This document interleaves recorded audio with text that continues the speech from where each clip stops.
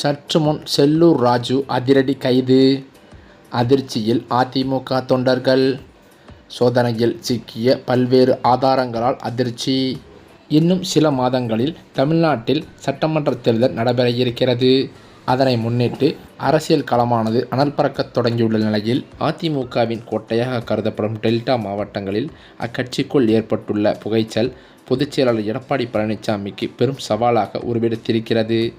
வழக்கமாக அதிமுகவிற்கு வலு சேர்க்கும் கொங்கு மண்டலத்தில் ஏற்படக்கூடிய சிறு சரிவுகளை டெல்டா மாவட்டங்களில் அறுவடை செய்யும் வாக்குகளை கொண்டு ஈடுகட்டலாம் என்பதே எடப்பாடியின் கணக்காக இருந்து வந்தது. ஆனால் தற்போது அந்த மண்டலத்திலேயே மூத்த நிர்வாகிகளுக்கு இடையில் வெடித்துள்ள அதிகார போட்டியானது அந்த தேர்தல் கணக்குகளை தலைகீழாக மாற்றியிருக்கிறது.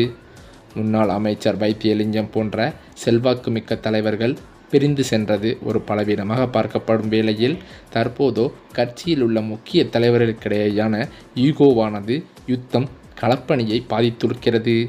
குறிப்பாக பார்த்தால் டெல்டா அரசியலின் முக்கிய முகமான முன்னாள் அமைச்சர் காமராஜ் தனது ஆதரவாளர்களுக்கு உரிய அங்கீகாரம் வழங்கப்படாததால் கடும் அதிருப்தியில் இருப்பதாகவே தெரிய வந்துள்ளது. இவருக்கு இணையாக மணியன் போன்ற மற்ற மூத்த தலைவர்களுடனான ஒருங்கிணைப்பு குறைபாடு தேர்தல் வியூகங்களை செயல்படுத்துவதில் தேக்க நிலையை ஏற்படுத்தியிருக்கிறதாம். அதே சமயம் மறுபுறம் பார்த்தால் திமுக தரப்பில் அமைச்சர் நேருவின் அதிரடி நகர்வுகள் அதிமுகவிற்கு கூடுதல் நெருக்கடியை உருவாக்கி வருகின்றன. கோட்டைக்குள் ஓட்டை விழாமல் தடுக்க வேண்டிய கட்டாயத்தில் உள்ள அதிமுக தலைமைக்கோ தொகுதி பங்கீடு மற்றும் வேட்பாளர் தேர்வு தொடர்பான உட்கட்சி பூசல்கள் பெரும் முட்டுக்கட்டையாகவே இருக்கிறது. கீழ்மட்ட தொண்டர்கள் உற்சாகத்துடன் பணியாற்ற தயாராக இருந்தாலும் மாவட்ட தலைவர்களிடையே நிலவும் ஒருமித்த கருத்தின்மை தேர்தல் முடிவுகளில் பிரதிபலிக்கக்கூடும் என அரசியல் நோக்கர்கள் எச்சரித்தும் வருகின்றனர்.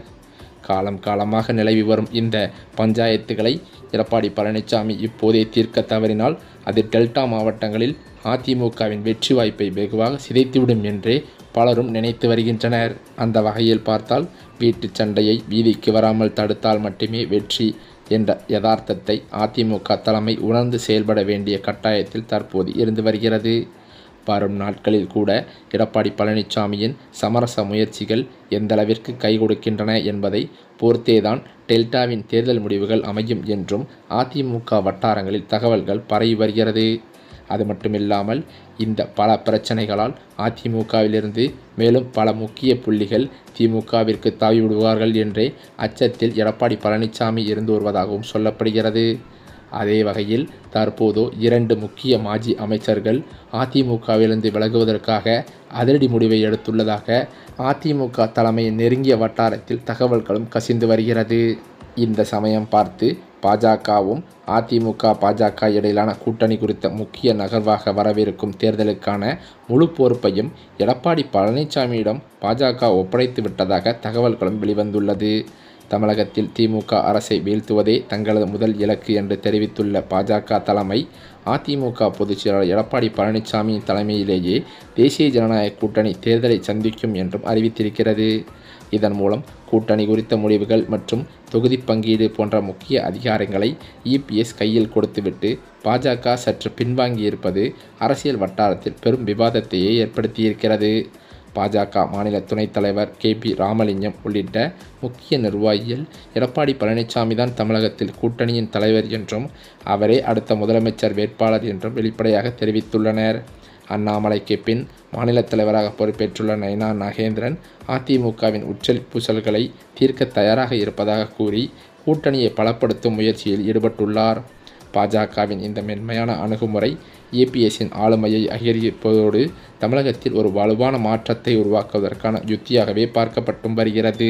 மேலும் அது மட்டுமில்லாமல் தனது செல்வாக்கை பயன்படுத்தி எடப்பாடியின் சொந்த ஊரான சேலம் மாவட்ட செங்கோட்டையன் இதைவிட ஈரோட்டில் நடந்ததை விட மிக பிரம்மாண்டமான ஒரு மக்கள் சந்திப்பு நிகழ்ச்சியை நடத்த காட்டப்போகிறார் என்ற தகவல்களும் வெளியாகி வருகிறது. மேலும் அது மட்டுமில்லாமல் ஆளும் திமுக அரசு எதிர்க்கட்சிகளான அதிமுக மற்றும் விஜயின் தமிழக வெற்றிக் கழகம் ஆகியவற்றிற்கு கடுமையான சவாலை அளிக்கும் வகையில் வியக்கத்தக்க பல புதிய அறிவிப்புகளை தனது அறிக்கையில் தெரிவித்துள்ளது. இந்த தேர்தல் அறிக்கை எதிர்க்கட்சிகளின் தேர்தல் வியூகங்களை முறியடிக்கும் ஒரு முக்கிய ஆயுதமாகவே இருக்கும் என்று திமுக வட்டாரங்களும் தெரிவிக்கின்றன. தேர்தல் அறிக்கையை தயாரிப்பதற்கான நாடாளுமன்ற குழு தலைவர் கனிமொழி தலைமையில் 12 பேர் கொண்ட ஒரு வலுவான குழு ஏற்கனவே அமைக்கப்பட்டுள்ளதும் குறிப்பிடத்தக்கது. பொதுமக்கள், விவசாயிகள், வணிகர்கள் மற்றும் இளைஞர்களிடமிருந்து நேரடியாக கருத்துக்களை பெற பிரத்யேக செயலி மற்றும் வாட்ஸ்அப் வசதிகளை முதல்வர் மு.க.ஸ்டாலின் தொடங்கி வைத்துள்ளார். இதன் மூலம் அடிமட்ட மக்களின் தேவைகளை அறிந்து அதற்கு ஏற்றவாறு மகளிர் உரிமை தொகை உயர்வு, அரசு ஊழியர்களுக்கான சலுகைகள் மற்றும் பல இலவச திட்டங்களை இந்த பண்டோரா பாக்ஸ் தேர்தல் அறிக்கையில் இடம்பெறச் செய்ய திமுக முனைப்பு காட்டி வருகிறது. மேலும் தேர்தலுக்கு முன்பாகவே மக்களின் குறைகளை தீர்க்கும் வகையில் அரசு ஊழியர்களை கொண்டு விரிவான ஆய்வுகளை நடத்தவும் அரசு திட்டமிட்டிருக்கிறது. வீடுகள் தோறும் சென்று அரசு நலத்திட்டங்கள் மக்களை சென்றடைந்துள்ளதா என்பதை உறுதி செய்வதோடு பொதுமக்களின் கோரிக்கைகளை படிவங்களாக பெற்று அவற்றுக்கு தீர்வு காணவும் முடிவெடுக்கப்பட்டிருக்கிறதாம். இந்த அதிரடி நடவடிக்கைகள் மற்றும் வலுவான தேர்தல் வாக்குறுதிகள் மூலம் 2026 தேர்தலில் மீண்டும் ஆட்சியை தக்கவைத்துக் கொள்ளவும் எதிர்க்கட்சிகளின் வளர்ச்சியை தடுத்து நிறுத்தவும் திமுக ஒரு பெரும் அரசியல் சதுரங்க ஆட்டத்தையே தொடங்கியிருக்கிறது.